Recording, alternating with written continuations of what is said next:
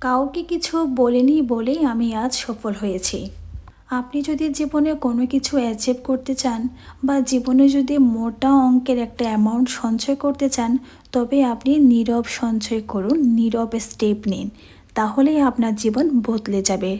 90% মানুষ এই স্টেপটা না নেওয়ার কারণেই অনেক হিংসার মুখে পড়ে এবং জীবনে কিছুই করতে পারে না।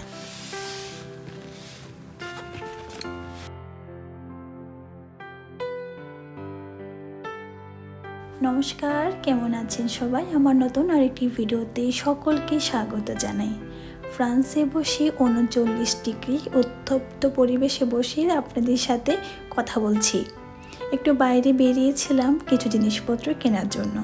সুপার শপে গিয়েছিলাম, গত ভিডিওতে দেখেছেন। পাউরুটি আর চকলেট কেক, টমেটো, তারপরে কিছু ধনেপাতা, অলিভ আর প্রয়োজনীয় জিনিসপত্র কিনেছি।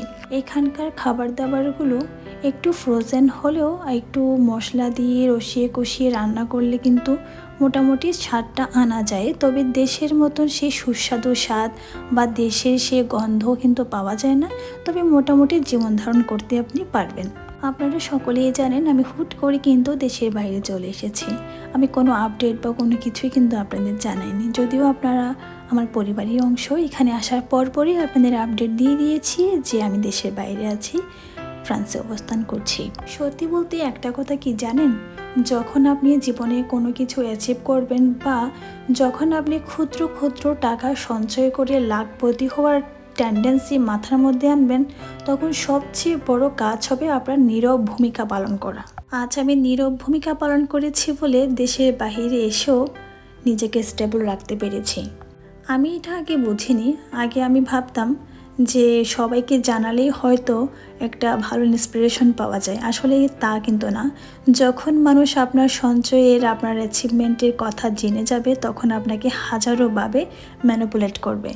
তাই আমি ভাবলাম জীবনে যাই সিদ্ধান্ত নেব, জীবনে যাই সঞ্চয় করব, কিছুই বলবো না। তবে থেকে নীরব সঞ্চয় শুরু করলাম। ছোট ছোট টাকা প্রতিদিনে জমাতে থাকলাম। কিছুদিন পর বুঝলাম যখন কেউ জানে না তখন কেউ থামাতেও পারবে না। আর ধীরে ধীরে ছোট সঞ্চয় বড় পরিবর্তন আনলো। আজ আমি বুঝি নীরব সঞ্চয় হচ্ছে আসল শক্তি। আজ নীরবে সঞ্চয় করতে পেরেছি বলেই কিন্তু নিজের পরিবারকে দেশ ছাড়ার আগে প্রয়োজনীয় জিনিসপত্র নিজের পছন্দ অনুযায়ী কিনে দিতে পেরেছি। নিজের পরিবারকে নিজের পছন্দের জায়গায় নিয়ে ঘুরিয়ে আনতে পেরেছি, শুধুমাত্র নিজের হাতে টাকা ছিল বলে। সেই সমস্ত টাকাটাই কিন্তু আমার জমাতে অনেক কষ্ট হয়েছিল, কেননা আমি নীরব ছিলাম, পাশে কেউ ছিল না। তাই আমি একটাই কথা বলবো, আপনারা যদি আপনাদের বেতনের টাকা থেকে অল্প অল্প টাকা সঞ্চয় করে হাজারপতি বা লাখপতি হতে চান বা মোটা অঙ্কের অ্যামাউন্টের মালিক হতে চান, প্রথমেই আগে যে স্টেপটা নেবেন সেটা হচ্ছে কাউকে জানাবেন না। নীরবে কাজ করুন, নীরবে সঞ্চয় করুন।